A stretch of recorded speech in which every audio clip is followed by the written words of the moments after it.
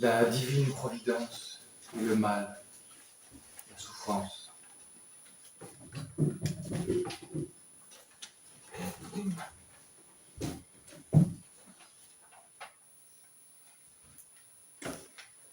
Si conjuguer la providence et la liberté, comme nous l'avons abordé hier, n'est pas une mince affaire, avouez que conjuguer la providence et le mystère du mal et de la souffrance heurte encore plus nos esprits.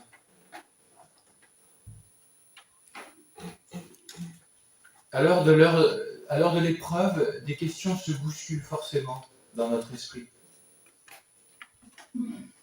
Écoutez le langage populaire. Qu'est-ce que j'ai fait au bon Dieu? Même les non-cathos disent ça. Qu'est-ce que j'ai fait au bon Dieu pour qu'il m'arrive une tuile pareille? Comment conjuguer un Dieu infiniment bon avec ce mal qui s'abat sur les innocents? D'autre part, nous confessons qu'il est tout-puissant.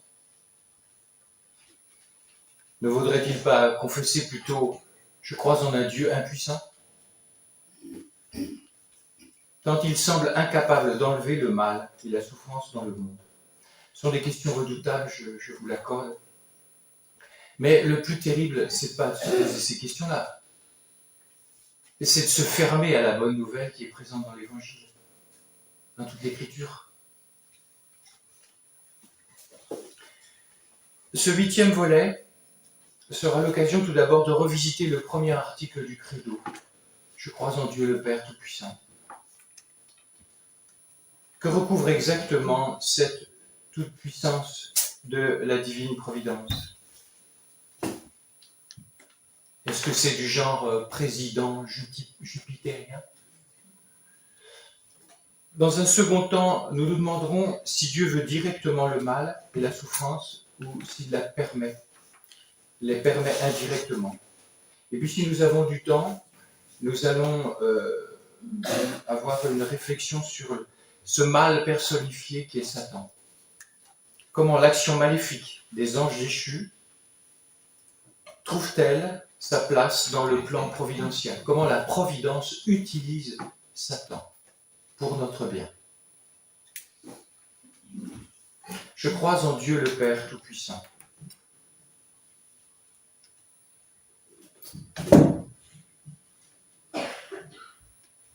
Première note.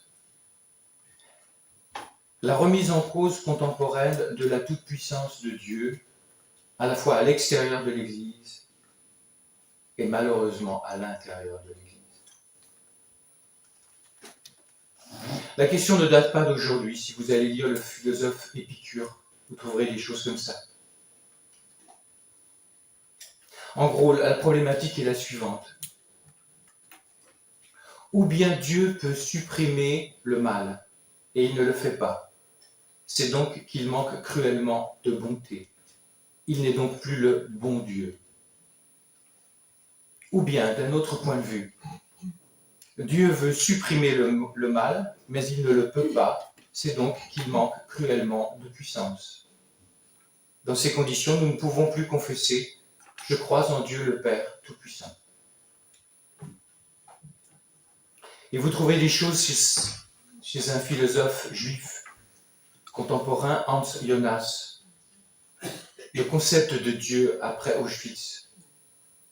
Il dit « Après Auschwitz, nous pouvons affirmer plus résolument que jamais auparavant qu'une divinité toute puissante ou bien ne serait pas toute bonne, ou bien resterait entièrement incompréhensible. » Bon, il se croit original, il fait que régurgiter Épicure. Hein. Mais dites-vous bien que ça, c'est extrêmement puissant, comme le fond de tarte des médias. Et vous voyez, à l'intérieur de l'Église, comment des gens, des théologiens, ont adopté cela, sans se rendre compte. Bon, il est mort il y a quelque temps. Il y a beaucoup de choses, bien sûr, qui interrogent. Même Rome avait demandé qu'il arrête d'enseigner, mais il a désobéi, semble-t-il. D'après ce que j'ai entendu dire, je ne connais pas ces dossiers. Le jésuite Joseph Moins qui bien sûr, quand il est mort, avait la colonne du journal La Croix. C'est pas très étonnant. Il dit ceci: cette révolution ne conduit pas seulement à rejeter l'idée philosophique du Dieu nécessaire et absolument parfait de la philosophie, mais tout autant le bien connu du Dieu de la religion, l'idée du Père Tout-Puissant. Et puis, on a une application, ça, dans la liturgie. Nous, les curés. Moi, j'ai pratiqué ça, donc je ne peux pas regarder mes confrères de haut. C'est un bain dans lequel on respire, par exemple. Et j'ai dit ça, voilà, n'osant plus prononcer le mot Tout-Puissant, et que Dieu Tout-Puissant, et je rajoutais comme s'il fallait l'excuser, et le Dieu Tout-Puissant est rempli d'amour. Comme si la toute-puissance de Dieu était quelque chose de mauvais. Et depuis que j'ai un peu travaillé ces questions-là, voilà, j'arrête ces bêtises. Où vous avez même des formulations où on ne prononce même plus le mot Tout-Puissant. Vous voyez, c'est comme si on a adopté l'idée sans s'en rendre compte. Alors vous allez me dire ces petits détails. Non, ce n'est pas des petits détails. Parce que la liturgie, lex orandi, lex credendi. C'est-à-dire la loi de la prière et la loi de la foi. Et donc, ce qui fait qu'à la fin, c'est comme distiller, vous voyez, des petits trucs, ça passe dans les veines. Voilà, tu récupères, tu gommes, alors tu te penses original, tu fais que gober, tu fais que régurgiter l'esprit du monde. Donc, le Dieu plébiscité par la mentalité 2.0, c'est donc un Dieu impuissant, une divinité pas très fut-fut, complètement débordée par l'avalanche du mal, et qui n'a quasiment rien à proposer aux hommes qui sont dans la souffrance. Voilà. Et dans l'Église, c'est très très fort, ce cas. C'est ce qu'on appelle la théologie de la kénose. Kénose, en grec, abaissement. Alors, il y a un théologien qui a écrit quelque chose de très intéressant, il est devenu évêque. Il en a fait sa thèse de doctorat, Monseigneur Battu. Et il apporte quelque chose de très intéressant. Deuxième note, un Dieu omnipotens ou omnitenens, c'est du latin. Potens, donc vous voyez bien, potentia, puissance, tenens, tenir.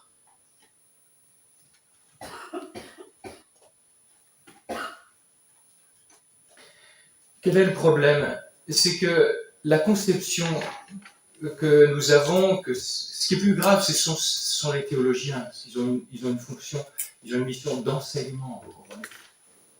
Donc c'est très grave quand un prêtre laïque qui a une mission de théologien enseigne des choses, voilà, qui ne sont pas toujours exactes. Parce que le peuple de Dieu reçoit cela bien. Et donc on peut se demander si le Dieu Tout-Puissant, dénoncé par une certaine intelligentsia, est vraiment le Dieu de la Bible. Ne serait-ce pas plutôt une caricature de Dieu, un Dieu, pour reprendre les expressions de notre cher président, jupitérien, habité d'une puissance arbitraire et despotique.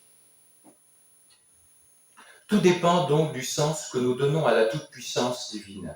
Notons que l'expression grecque pantocrator, vous avez dû voir des icônes pantocrator, donc ça veut dire le Dieu tout-puissant,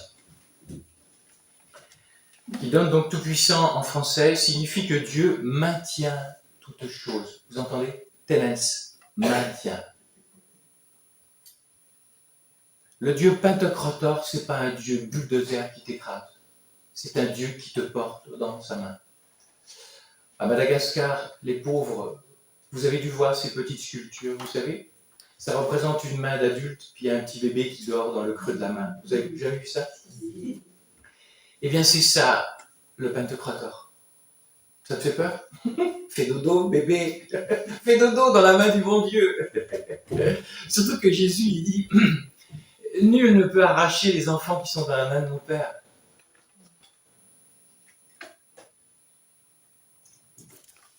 Et donc, plutôt que de transcrire le grec pantocrator par omnipotens, en latin, Il aurait été plus juste, fait remarquer, tenez-vous, Saint Augustin, de le traduire par omnitenens, c'est-à-dire qu'il tient tout dans sa main. Omni, tout, tenens, tenir. Bon, ce sont des précisions quelque peu techniques, oui et non. Ça ne vise pas du tout à chatouiller les neurones, pour le plaisir de chatouiller les neurones. Cette idée d'un Dieu tout-puissant, qui a le visage d'un père tenant dans sa main toutes ses créatures, vient corriger l'idée d'un Dieu olympien, nous surplombant de son pouvoir absolu, capricieux et froid. Très intéressant aussi le détour par Martin Luther, fondateur de la Réforme. Une des plus belles pages de ce petit ouvrage, du commentaire du Magnificat de Martin Luther, dit ceci. Dieu est le Tout-Puissant, puisque rien sinon sa puissance opère en tous, et par le moyen de tous, et au-dessus de tous, il opère en toutes choses. Autrement dit, il donne aux êtres d'être. Ça te fait peur, ça? Je ne sais pas pourquoi faire.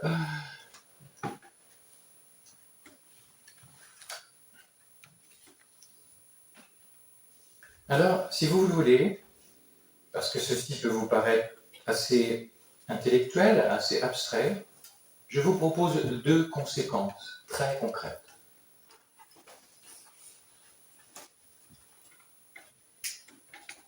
Si Dieu est le Dieu tout-puissant, qui est en fait le Dieu tout-tenant dans sa main,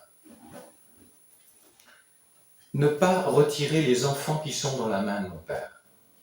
Jean 10, 29. Et ça va avoir deux conséquences très pratiques. Sécurité pour les parents inquiets et sérénité pour les écoutants. Bien sûr, je pense à nos amis psychologues, mais ils ne sont pas les seuls. Dès que vous écoutez un enfant, vous êtes un écoutant. Dès que vous écoutez un élève, si vous êtes prof, vous voyez, l'écoute n'est pas réservée à ceux qui sont des professionnels de l'écoute. Sécurité pour les enfants, les parents inquiets pour leurs enfants.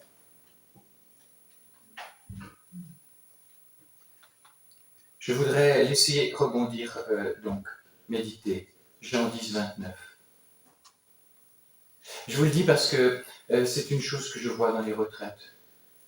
Quand des parents prennent très au sérieux, pas intellectuellement, qu'ils en resteraient là, mais qui basculent dans l'expérience, leurs inquiétudes légitimes et magnifiques de parents, mais qui ont besoin d'être purifiés, vont se transformer en paix. Si ceux qui nous sont chers, quelles que soient les ornières dans lesquelles ils ont pu s'embourber, sont en fait dans la main du Père, quelle sécurité intérieure cela produit pour toi, papa, maman. À l'inverse, ne pas voir ces choses au niveau de la foi, non seulement fait perdre la paix, mais va paralyser l'action bienfaisante de Dieu. Par ton inquiétude démesurée et qui s'en va dans tous les sens, tu empêches Dieu d'agir, car en t'inquiétant trop, tu sais ce que tu fais. Tu retires tes enfants de la main du Père, sous prétexte de bien faire. Chers parents, et attention, il n'y a pas que vous, un prêtre qui est un poil père ne peut pas ne pas souffrir pour ses paroissiens, c'est pas possible. Ou alors c'est un fonctionnaire. Donc il n'y a pas que vous qui êtes père. Et les sœurs qui êtes ici, vous n'avez aucun enfant, non sauf que vous avez toute la famille entière. Donc il faut du monde à vous occuper, mes sœurs. Ne confondons pas géniteur et père, ça suffit. Pour moi, les plus grands géniteurs, entre guillemets, ce sont les êtres unis à Dieu. Parce que un homme, un enfant, c'est pas de la bidoche. C'est pas un corps, point. Jésus ne nous interdit pas de verser des larmes lorsque notre cœur est serré d'inquiétude. Pour par exemple des proches qui sont dans la peine. Mais il nous dit qu'il y a deux manières de pleurer. Lorsqu'on s'apitoie sur soi-même, cherchant à résoudre tout seul les difficultés de ses proches, on prend la place de Dieu. Ou alors vous avez l'attitude de Sainte Monique. Alors elle a inversé des larmes. Sauf que c'était des larmes habitées par un immense abandon. Par une confiance folle que son enfant, fils Augustin, quels que soient ses errements, était dans la main de Dieu.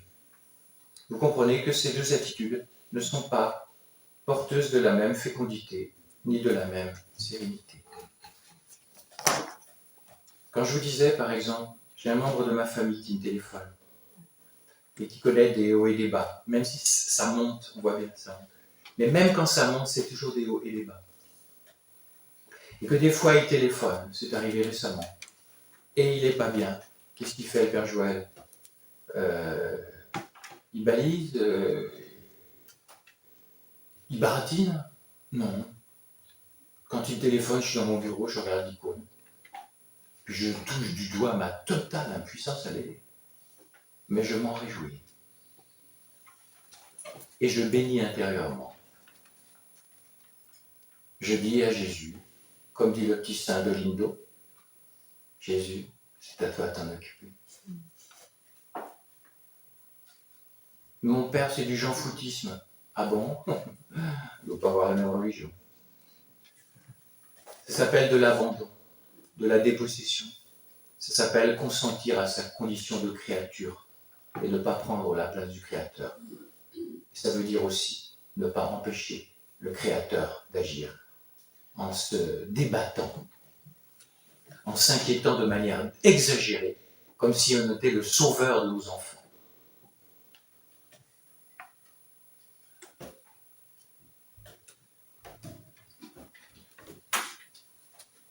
Maintenant, sérénité pour les écoutants. Vous voyez que cette histoire de Dieu Tout-Puissant a des implications extrêmement concrètes. Arrêtez de me dire que la théologie, c'est abstrait. Ben, vous en avez fait de l'abstrait. Mais la théologie a des implications extrêmement concrètes. Existentielles. Et je dirais thérapeutiques.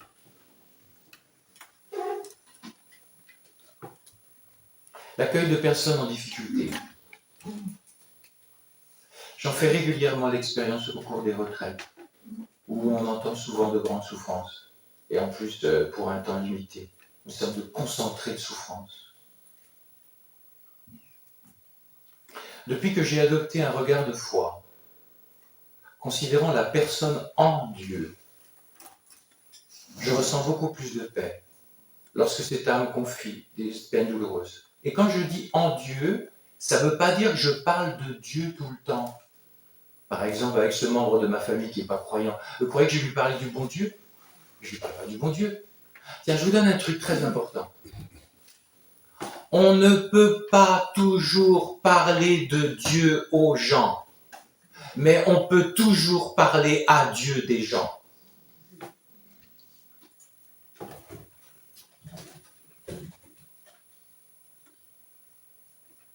Ça veut dire que quand la personne parle, tu ne colles pas trop.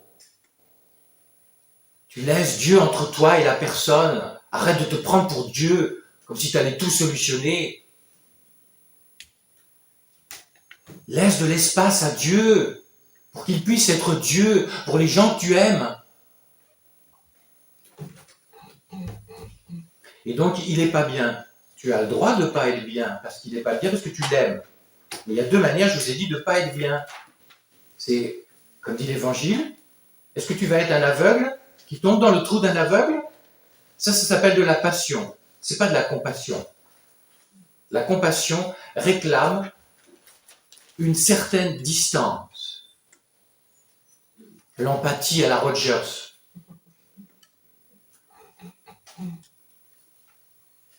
Nous collons trop aux souffrances des gens en voulant bien faire. Et Dieu dit, mais je ne peux pas passer, tu me laisses pas de place. C'est aussi simple que ça. Et voilà pourquoi il faut bénir quand vous êtes impuissant. Il faut bénir intérieurement. Vous n'allez pas bénir tout haut devant la personne, surtout si vous n'avez pas gâteau. Je vous ai dit, rien ne vous empêche de parler à Dieu des gens. Et ça ne se fait pas forcément après l'entretien. Ça se fait dans l'entretien par une œillade, le temps d'une œillade. Je vous dis ça parce que c'est nouveau pour moi depuis maintenant 4-5 ans. Vraiment, vraiment, Jésus progresse par palier. Et donc, c'est normal, au début, on veut bien faire, donc, mais on ne se rend pas compte qu'on fait mal en voulant bien faire. C'est-à-dire qu'on prend la place de Dieu. Et donc, depuis que j'ai découvert qu'il fallait descendre dans son impuissance quand on veut aider quelqu'un et qu'on sent son impuissance. Et deuxièmement, laisser, surtout le très important, c'est pas une technique psy, c'est de laisser le Tout-Puissant dans notre impuissance.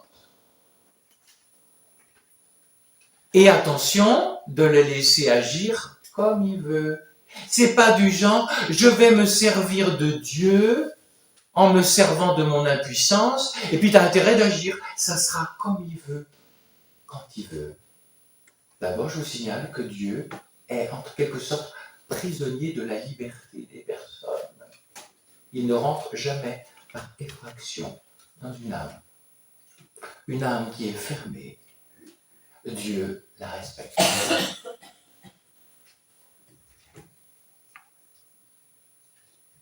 Lorsqu'on consent à demeurer à sa place de créature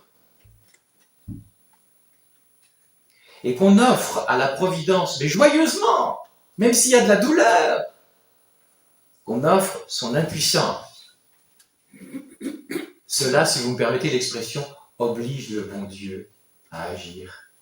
Pourquoi ? Écoutez ça, 2 Corinthiens 12, 9. Jésus lui dit, parce que Saint Paul il dit qu'il a une écharpe, tu ne pourrais pas me l'enlever ? Et Jésus dit, ma grâce te suffit, car ma puissance se déploie dans la faiblesse. Et c'est extraordinaire quand on a découvert cette clé. Pourquoi ? Parce que nous pensons que la puissance, la faiblesse, c'est un problème. C'est un mur sur lequel on va s'écraser. Faux, faux, faux. N'oubliez pas aussi, je vous l'ai dit, lié à tout cela, seul Dieu donne Dieu. Chers parents, vous avez 4 enfants qui sont hyper cathos, c'est un cadeau de Dieu. D'accord, tu as peut-être compté, mais c'est pas toi qui peux donner Dieu. Et moi, prédicateur, je peux pas donner Dieu à mes retraitants. Je peux leur dire, c'est par là, mais c'est tout. Et depuis que j'ai consenti à mon impuissance, je vois plus de grâce dans les retraites. Et ça va en augmentant, retraite après retraite. En fait, c'est consentir. C'est le grand mot thérésien. Consentir à n'être qu'une créature, consentir à son impuissance, consentir à ce que Dieu soit Dieu et à ce que seul Dieu donne Dieu. Je vais vous montrer une petite application pratique chez la petite Thérèse. Vous allez voir comment Thérèse pratique son impuissance et comment Jésus craque. Il craque. Ce qu'il aime, c'est les enfants, les cœurs d'enfants. Attention, vous pouvez être plus enfant à 80 ans qu'un enfant de 5 ans. Parce que les enfants de 5 ans, vous savez, ça peut être des vermines. Hein. Arrêtons d'idéaliser l'enfance. Rien de plus beau pour moi qu'une vieille dame, un vieux monsieur avec un cœur d'enfant. C'est pour moi... Pardon, des vieux couples amoureux, pour moi, c'est plus beau que les jeunes tourtereaux qui viennent au mariage. Hein. Parce que ceux-là, c'est un peu facile. Ce qui est intéressant, c'est les preuves du temps. C'est là que tu vois ce que c'est que l'amour. Écoutez Thérèse. Donc sa sœur Geneviève vient la voir au parloir. Quand ma sœur Geneviève venait au parloir, je ne pouvais pas lui dire en une demi-heure tout ce que j'aurais voulu. Alors dans la semaine, quand j'avais une lumière, ou bien si je regrettais d'avoir oublié de lui dire quelque chose, je prenais immédiatement mon portable et je... pardon. Non, c'est pas ah, je n'avais pas prévu, c'est là. Elle est excellente. Elle est excellente. C'est tellement nous. C'est tellement nous. Bon, plus sérieusement. Vous en prie. Alors dans la semaine, quand j'avais une lumière, ou bien si je regrettais d'avoir oublié de lui dire quelque chose, je demandais au bon Dieu de lui faire savoir et comprendre ce que je pensais. Et au parloir d'après, elle me disait exactement ce que j'avais demandé au bon Dieu de lui faire savoir. Très intéressant, point de suspension. Et là, c'est avec quelqu'un qui a de la peine. Et nous voulons aider les gens qui sont dans la peine, surtout nos enfants, tout ça. Hein. Au commencement, même sœur Geneviève, enfin, pas sœur Geneviève, c'est sa sœur qui s'appelle Geneviève, après elle a changé de nom, entrée en religion.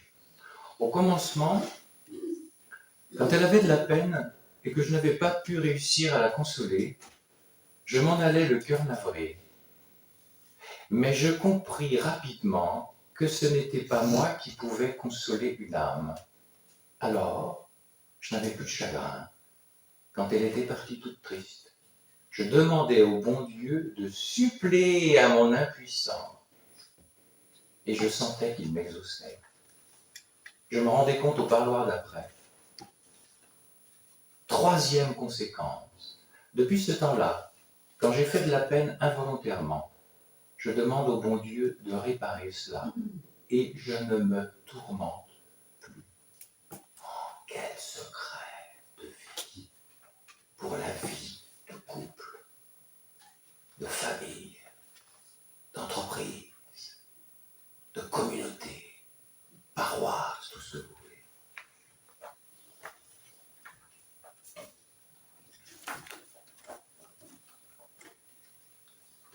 Deuxième grande partie. Vous voyez quand même, juste excusez-moi de revenir, vous voyez quand même où nous entraîne, et je ne pense pas tirer les draps à moi, vous voyez où nous entraîne la confession de foi, je crois en Dieu le Père Tout-Puissant, comme implication pour ta vie concrète. Tu comprends que si tu as dans la tête un Dieu impuissant, alors que de credo tu confesses je crois en Dieu le Père Tout-Puissant, comment veux-tu que le Tout-Puissant agisse puisque tu as décrété qu'il était impuissant? Vous comprenez pourquoi c'est grave et que le Père Joël ne fait pas de fixation. Pourquoi c'est grave la vérité dogmatique? Parce que le dogme, c'est pas du dogme. Le dogme, c'est de la vie.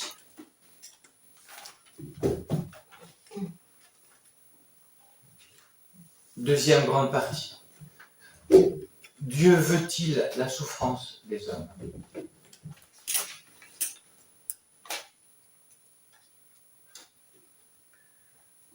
Le catéchisme 324 dit « La permission divine du mal est un grand mystère. Face à la souffrance et au mal, avant de faire de la théologie, on va en faire, je vous ai dit, le dogme est vie. Mais il faut se retroucher les manches. Einstein disait quelque chose de très fort. Le monde est dangereux à vivre, non pas à cause de ceux qui font le mal, mais à cause de ceux qui regardent et laissent faire. Il faut se retroucher les manches.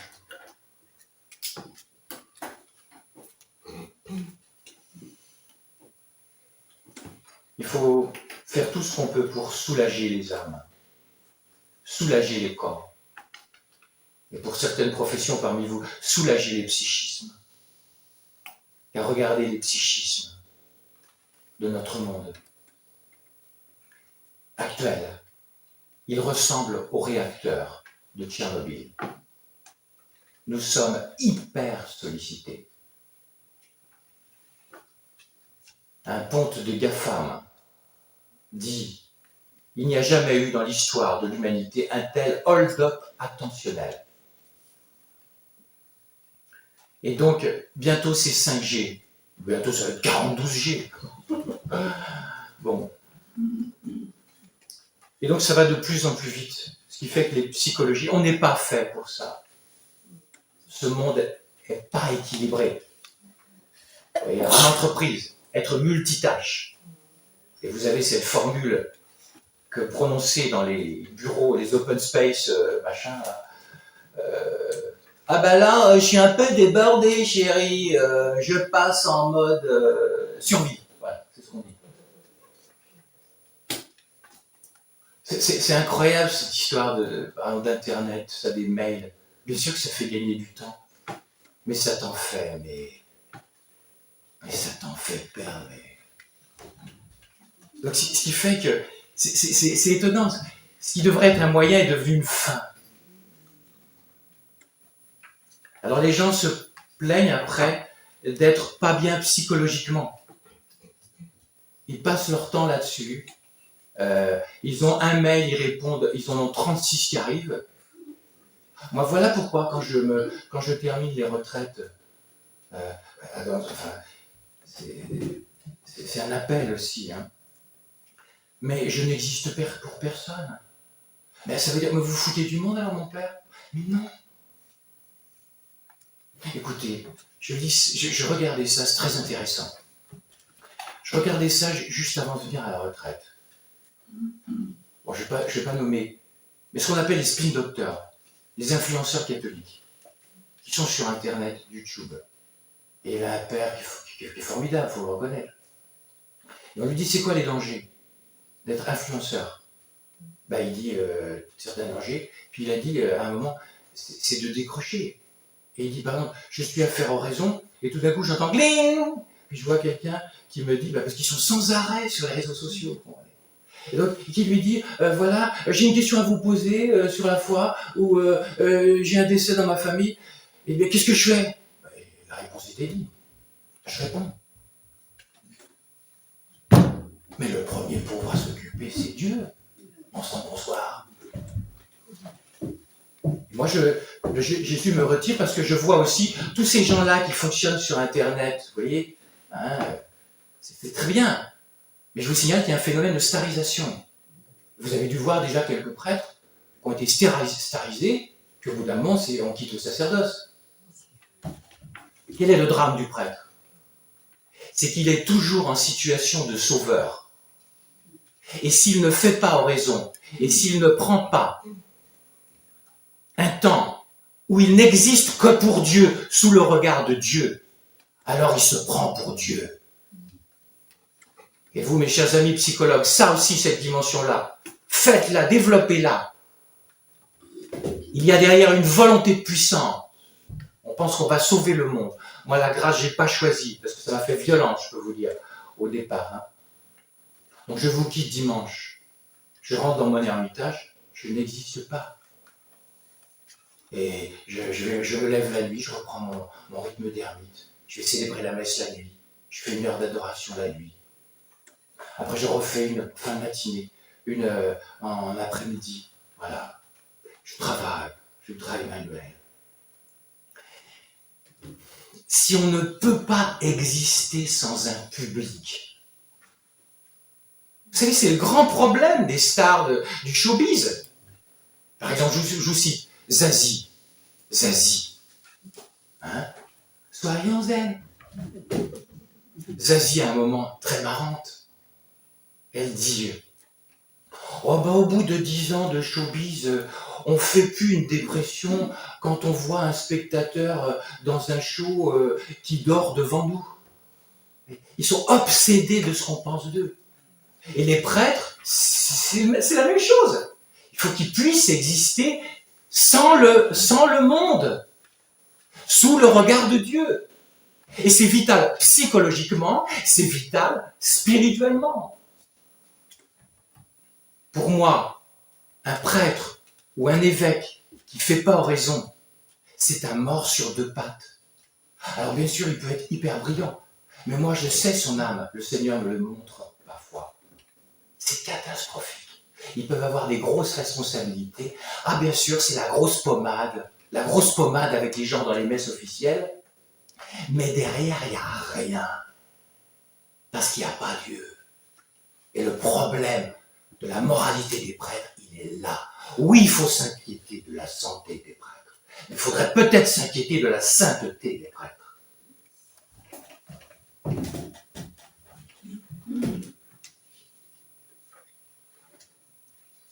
Distinguer en Dieu, vouloir et permettre, à propos de la souffrance.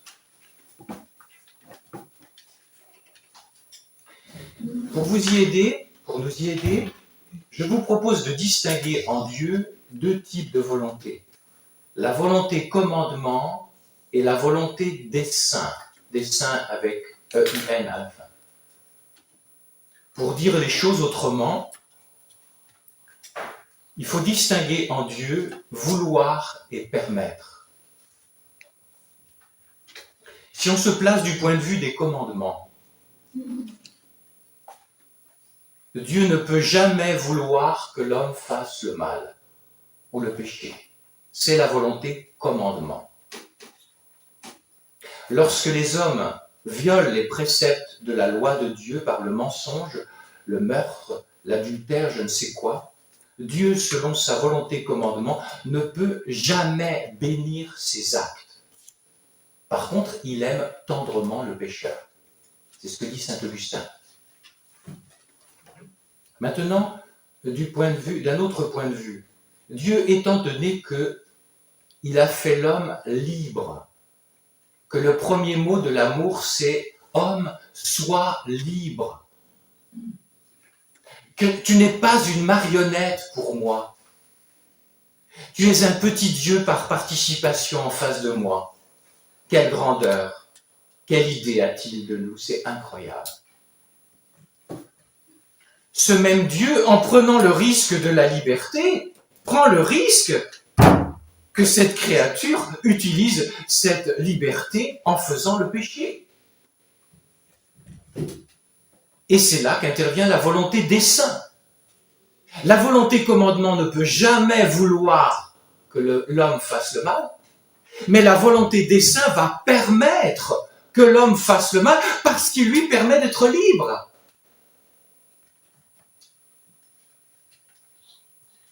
Aucun péché n'échappe au plan providentiel de Dieu. Les refus des hommes sont en quelque sorte insérés de toute éternité dans le plan de salut prévu par Dieu selon sa volonté des saints. Et saint Augustin synthétisera les choses en disant ceci. Dieu a préféré tirer le bien du mal plutôt que d'empêcher le mal. Car empêcher le mal, dans le principe, c'est créer des marionnettes. Et vous comprenez pourquoi tous ces soi-disant penseurs intellectuels à l'intérieur de l'Église ou à l'extérieur de l'Église, qui viennent vous dire Dieu n'existe pas parce que de toute façon il fait qu'écrabouiller la liberté de l'homme, j'y reviens, j'insiste, ça ne tient pas la route. Le Dieu qu'il dénonce, c'est pas le Dieu auquel vous croyez.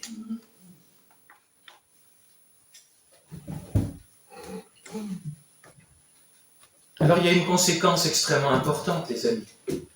Si donc la volonté de Dieu était infiniment respectueuse de ta liberté, qu'est-ce qu'il va y avoir comme guérison, comme thérapie à la jonction du spirituel et du psychologique? Tu vas arrêter d'avoir peur de Dieu.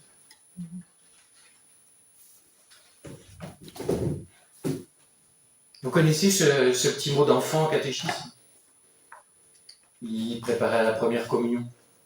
Puis la catéchiste leur avait appris Notre Père. Et puis il avait écrit Notre Père avec les pleins et les déliés. Enfin ça c'était il y a 50 ans. Il a écrit, et il avait fait une faute, mais une heureuse faute. Il avait écrit que ta volonté soit faite, F, accent circonflexe, T, E. Par contre je ne vous donne pas en mille, les amis. Ce petit garçon avait 7 ans, et je ne vous donne pas en mille qu'à cause des blessures de la vie de ses propres péchés, 15 ans après, Que ta volonté soit faite, ça va être ma fête. C'est-à-dire il va tomber petit à petit dans une volonté de Dieu entrevue, même s'il ne se l'avoue pas à lui-même, comme une menace. Tous nous naissons avec, à cause du péché originel. Ça, M. Freud, il ne sait pas ça. Hein?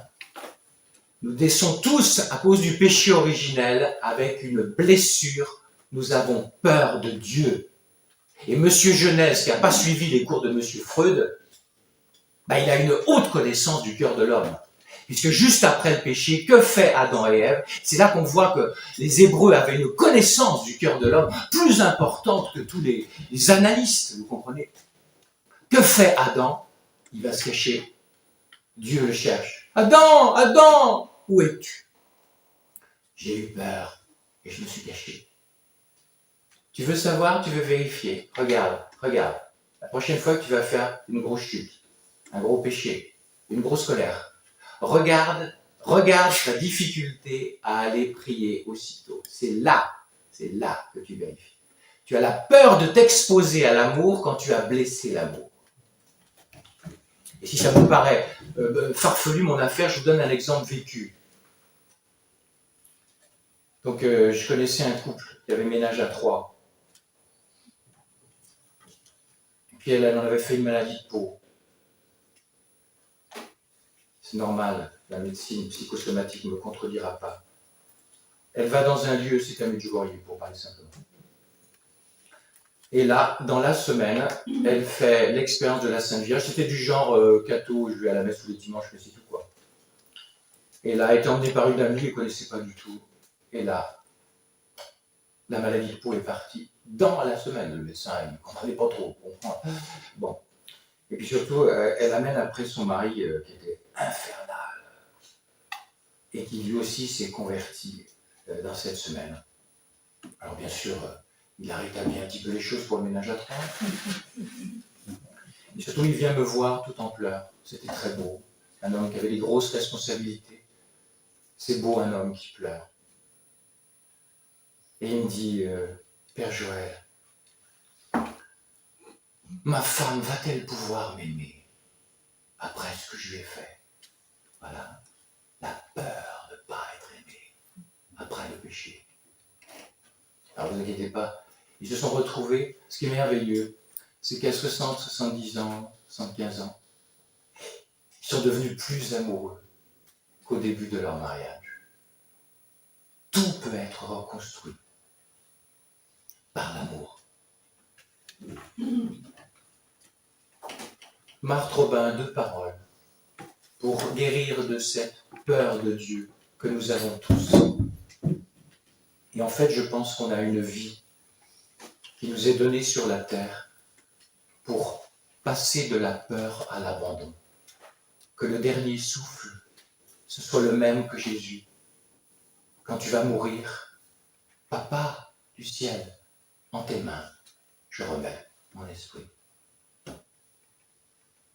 Parole de Marthe. Rejeter loin de soi la défiance, la peur, la crainte, mais avec Jésus et Marie, aimer la volonté adorable de Dieu, si miséricordieux et si aimable. Cette défiance rejetée, la stigmatisée, qui veille sur nous cette semaine, je sais pas ma sœur, elle intercède, elle dit « Oh, que le filial abandon de la créature est sensible et cher à Dieu, et qu'il lui est doux de s'entendre appeler Père, mon Père. » C'est tellement bon, tellement ineffablement bon aussi de se sentir l'enfant du bon Dieu, et de lui dire « Mon Père, mon Dieu », tout haut et tout bas, dans la certitude de trouver en lui un Père plein de tendresse, qui incessamment penché sur notre bassesse, l'attire, l'entoure et lui dit à lui, qu'il soit béni ce Père plus doux qu'une mère, et que tous ceux qui l'aiment soient ravis de joie. Vous voyez, une des grandes joies Une des grandes joies du prêtre, et que je mesure sans comparaison par rapport à Agir, au fait d'avoir été curé, puisque les retraites, c'est une sorte de laboratoire condensé. Une des grandes joies, c'est de rencontrer des âmes qui ont pu être, par exemple, saccagées par leur père, abandonnées par leur père, ou pas aimées avec un père froid, distant, tout ça. Curieusement, chez ces personnes-là, bien sûr, ça peut créer de grandes souffrances, très grandes souffrances.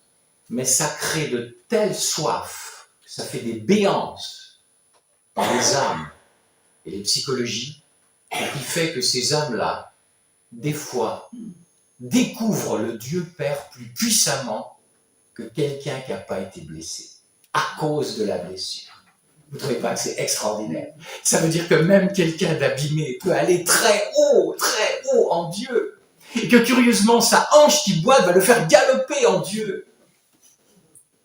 Oh, que Dieu est capable de faire des résurrections qui ne sont pas discernables par le monde et l'esprit du monde et une certaine rationalité, vous comprenez. Et le prêtre est témoin de tout ça. Qu'est-ce qu'on fait? On se tait, on adore, on est heureux pour les personnes. Et je vais vous dire un truc, il n'y a pas une retraite, il n'y a pas au moins un pas.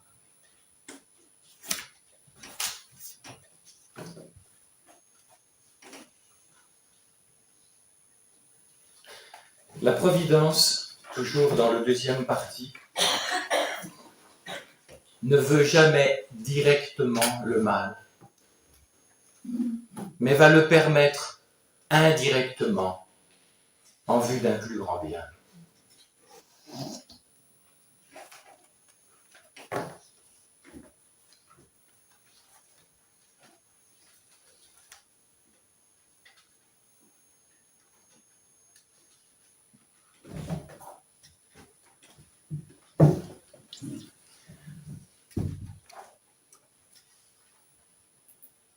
Saint Augustin a dit les paroles fondamentales là-dessus.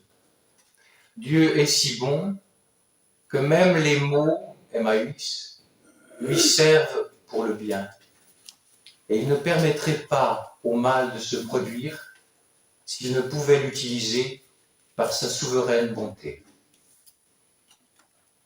Autre parole, très connue, souvent reprise par les théologiens, le catéchisme.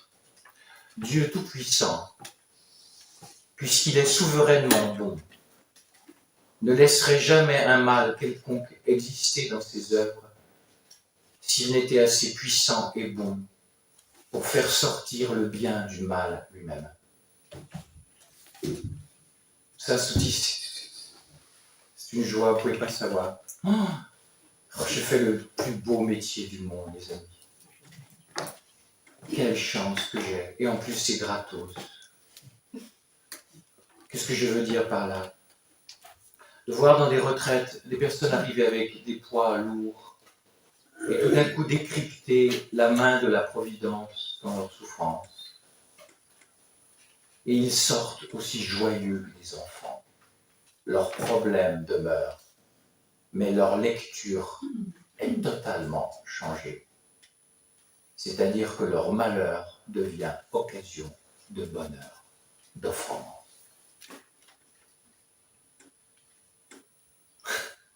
C'est des joies, vous ne pouvez pas savoir, c'est des joies.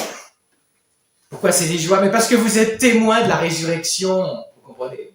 Vous voyez des résurrections devant vous. Et vous y êtes pour rien. Si vous avez causé, c'est tout. Mais vous n'avez surtout pas causé. Seul Dieu cause. Nous, on papote. Mais il cause, lui.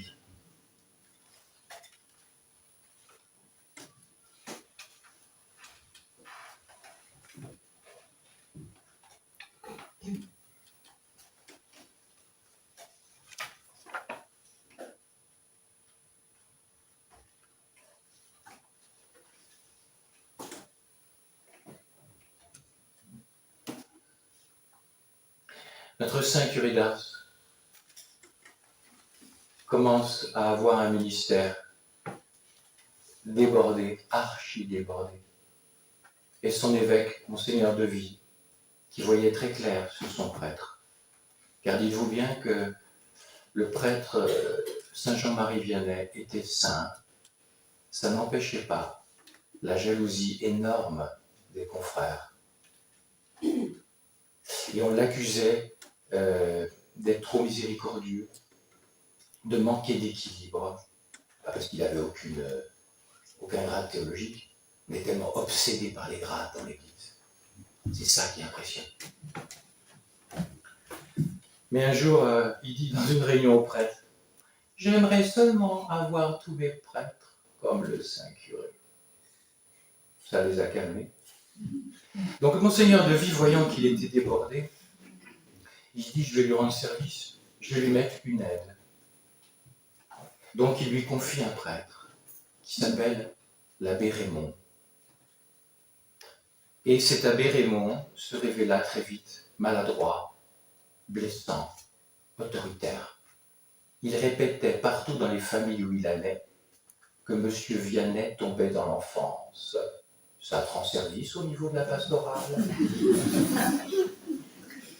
Et donc les occasions furent multiples pour le saint curé de perdre patience. Mais il considérait cette croix de ce prêtre qui peut-être voulait bien faire, mais qui au final faisait très mal. Et lui donnait plein de problèmes. Il considérait cette croix de la vie fraternelle comme providentielle. En l'offrant à Dieu, il pourrait ainsi lui prouver son amour et obtenir de nombreuses conversions. Il fit cette confidence à Catherine Lassagne, avec qui il travaillait, sa grande confidente. Écoutez ça. Si je n'avais pas demeuré avec M. Raymond, je n'aurais pas su si j'aimais le bon Dieu. Qu'est-ce que ça veut dire? J'y reviendrai sans doute pour la relation fraternelle. Nous aimons les autres, mais il faut que ça nous rapporte. Nous manquons d'un amour gratuit. Et lorsque ça ne rapporte pas, on tape du pied et on boude. Que veut dire l'abbé Saint Jean-Marie Vianney? C'est qu'il n'avait aucun retour avec ce prêtre. Et donc il a appris à l'aimer par pure perte, gratuitement. N'oubliez pas ce que dit saint Rita. Qui n'est pas aimé pour lui-même n'est pas encore aimé. Nous aimons les autres, mais quand même un peu pour moi-même, beaucoup pour moi-même. Et à la base de la conception moderne du mariage actuellement, qui explique que de nombreux mariages se font et se défont à des allures pas possibles, c'est qu'il y a ça. Et ne vous étonnez pas, ça ne peut que s'effondrer. L'autre est instrument de ma jouissance. Et quand ça ne marche plus, on jette Kleenex. Le curé d'Ars ajoutait ceci. Cela vaut pour toutes les croix. Il ne faut pas regarder d'où viennent les croix. C'est toujours de Dieu. Que ce soit un père, une mère, un époux, un frère, le curé ou le vicaire, c'est toujours Dieu qui nous donne le moyen de lui prouver notre amour. Mais un amour pur, désintéressé. Par contre, chers amis, si vous vous donnez et qu'en retour, on vous donne de l'amour, je vous en prie, ne crachez pas dans la soupe. Réjouissez-vous. Ce qui est visé derrière, c'est l'exigence du retour. Et beaucoup de couples, c'est là qu'est leur problème. Attention, l'autre peut avoir tort sur toute la ligne. Je dis ça parce que l'autre jour, je suis allé prêcher dans l'endroit et je trouvais que j'ai retrouvé par courrier un couple que j'ai marié, que j'étais tout jeune prêtre. Dès que je les avais vus, je me disais, oh là là. Alors bien sûr, c'est une bonne famille, bon genre, du Bataclan, tout ça, le pognon, tout ça. Mais je me disais, oh, lui, ça va être... Elle est délicate. Oh, ça va être dur pour elle, je suis sûr. Je sens que c'est un homme qui vit là, quoi. Oh. Et donc, ça fait ça fait 30 ans. Et là, elle m'écrit, elle me dit, voilà, j'ai failli quitter mon mari, c'était terrible. Attention, il la trompait pas, tout ça.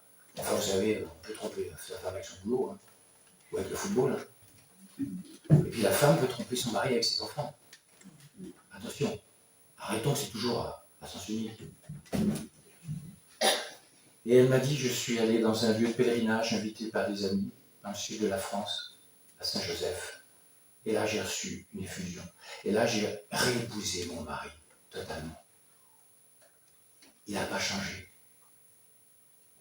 Mais moi, j'ai changé. Je l'aime en pure perte. Et je suis dans une joie extraordinaire.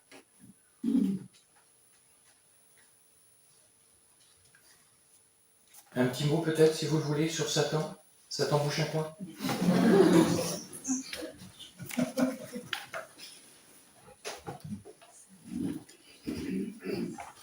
Satan n'est pas un Dieu mauvais en face du Dieu bon.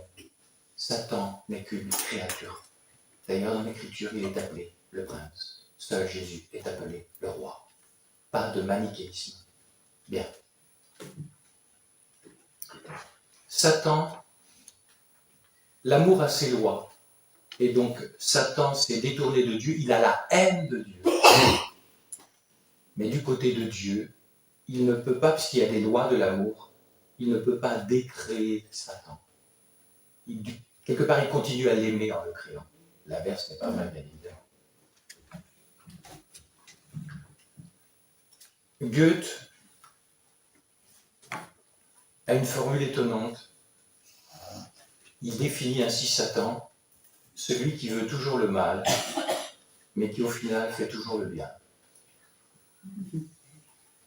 C'est-à-dire que Dieu utilise Satan pour notre sanctification. Il y a le fondateur des victimes du Sacré-Cœur qui dit, il y a deux êtres qui font des saints, Dieu et Satan. Je trouve ça génial. Il faut comprendre que son pouvoir, dit saint Augustin à Satan, est soumis à un autre pouvoir. Et donc arrête d'avoir peur de Satan. Il est utilisé par Dieu. Par contre, je ne vais pas vous dire que c'est toujours tendre. J'ai la grâce d'avoir rencontré une âme stigmatisée, à qui Dieu a fait les fameuses vagues de purification. Et il utilise Satan. Quand vous côtoyez ça de près, je peux vous dire qu'après, quand vous entendez des gens à l'intérieur de l'Église qui vous disent que Satan n'existe pas, c'est une plus très grande souffrance. Je me retiens, j'ai envie de rentrer dans l'art. Mais vous voyez bien, c'est pas bien ce que je veux. Et ça fait tellement mal. Donc ce n'est pas rien. Il a un pouvoir, vous ne pouvez pas imaginer, d'autosuggestion. Quand Jésus le laissait être, la personne se croit du diable. C'est terrible. Et pourquoi Dieu fait ça? Il est méchant? Non, parce qu'il sait. D'abord, il accompagne son âme avec la Sainte Vierge, tout ça. Et c'est comme Mariam de Jésus crucifié. Chez certaines âmes, il a besoin de les faire avancer très rapidement, donc il va utiliser les moyens les meilleurs. Satan. Parce qu'il faut aller très vite chez ces âmes et c'est très haut. Ne vous inquiétez pas, c'est tout à votre bénéfice. Je vous signale que c'est vendredi. Je l'ai eu ce matin au téléphone. Elle est dans l'angoisse. C'est pour vous. Donc allez pas vous plaindre de l'avancement de ces personnes-là, parce que c'est au service de votre âme, de votre bonheur.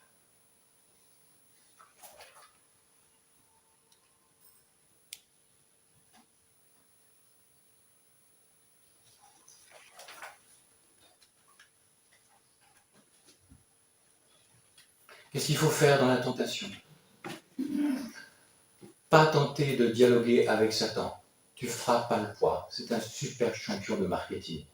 Il arrivera à vendre son produit. Ne négocie pas avec lui. Ne parle pas avec lui.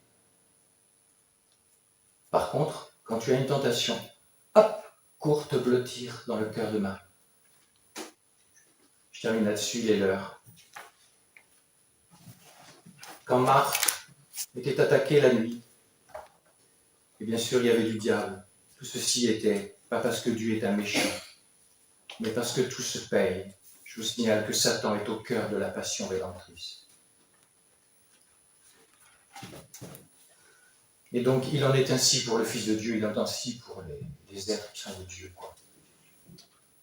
Donc, elle était attaquée la nuit. Et puis, quand Jésus décrétait, bon, c'est fini la récréation, non? Il envoyait sa mère. Et Marthe dit, oh, quand maman Marie apparaissait, la dégringolade pour l'autre.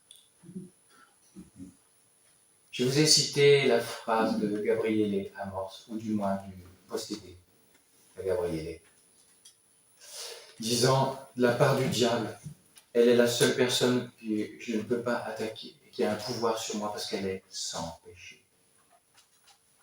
Arrête d'avoir peur du diable. Va te blottir contre le cœur de ta mère. Toute petite, toute puissante. Et puis elle est ta maman. Mets-toi sous son manteau. Et elle te conduira au Fils. Mais ne pensez pas que Dieu n'existe pas, que Satan n'existe pas. Ne pensez pas qu'il n'est pas agissant dans vos tentations. Je ne parle pas que vous êtes possédés. Je dis qu'il est présent dans les moindres, ce qu'on appelle tentations ordinaires. Négociez pas avec lui. Tactique de la fuite en Dieu, en Marie. Et vous verrez, vous serez un chrétien heureux. Mais vous ne direz jamais, Satan n'existe pas. Je vous signale que quand un catho dit ça, lui, il se frotte les mains et il dit, mes affaires reprennent.